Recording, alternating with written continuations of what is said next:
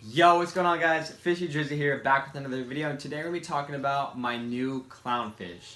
So, if you guys didn't see my last video, I did make a video kind of revealing a little sneak peek of my new Black Ice Snowflake Clownfish that I just got actually almost about a week ago tomorrow. So, I want to talk about like the risk I took and what made me decide, and kind of some tips on how I ended up pairing these clownfish so easily. Some of it was just good luck also, but yeah, so let's get in the video. So when I think of clownfish, I always think of two, having a pair of clownfish. You always see that in a fish tank, you'll see the female, the male, and that's usually how it is. Some people have one clownfish, but in my opinion, having a pair just looks so much better, and the way they interact with each other is it's super fun to watch, and I just love everything about them. And as I always say, and I made a video about it a long time ago, clownfish are my favorite fish of all time for many, many reasons, which I got into in that video. So check it out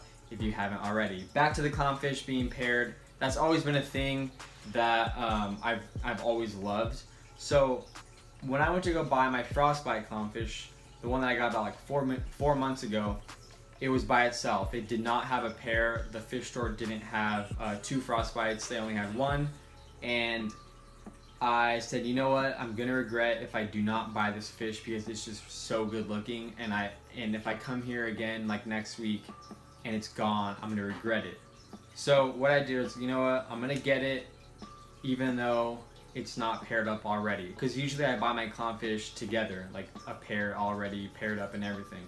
But the frostbite was alone, so I ended up getting it, and I said, you know what, I'll get a fish eventually to pair up with this one. That was my plan all along. Well, I did end up getting that black clownfish that you guys probably saw a couple months ago. It didn't turn out well. The clownfish got ick, and it died within like a couple weeks or so. I go into the fish store last weekend, and I say, you know what, if I see a clownfish, I will definitely consider buying it. I walk in, and this fish store that I go to, it's about like 40 minutes away from my house. They always have really cool, good looking clownfish. They always have black snowflakes, Picassos, frostbites, regular snowflakes, black ice snowflakes, just a ton of different clownfish, and for a fairly decent price. So I walk in the fish store and I see this Black Ice Snowflake clownfish in the perfect size that I need. It's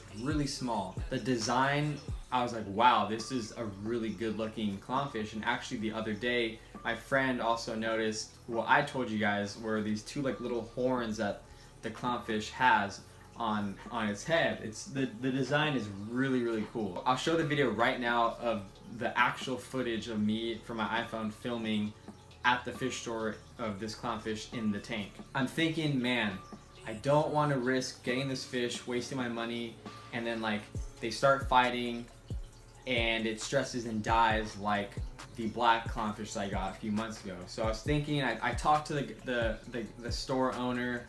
We were talking for a minute, and I said, all right, I'm gonna get this clown. I'm gonna test it out because the clownfish is really small. It was smaller than the black clownfish that I got a few months ago.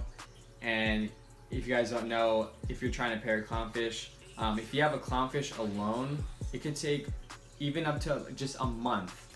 That's all it could take for the clownfish to mature and become a female if it's alone for so long.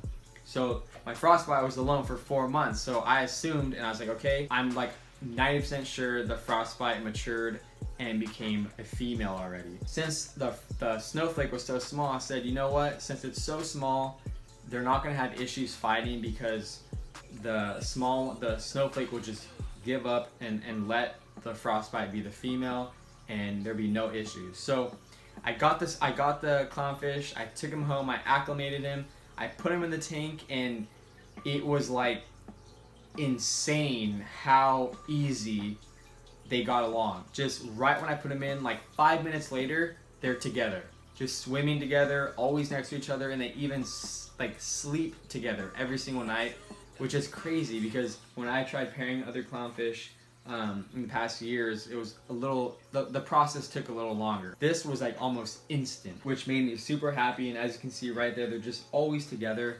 And to me, out of all the pairs of clowns that I've ever had, I think this is my favorite pair because one's a frostbite, one's a snowflake, and they just look really, really good together. So yeah, that's pretty much my story on my new little clown that I got.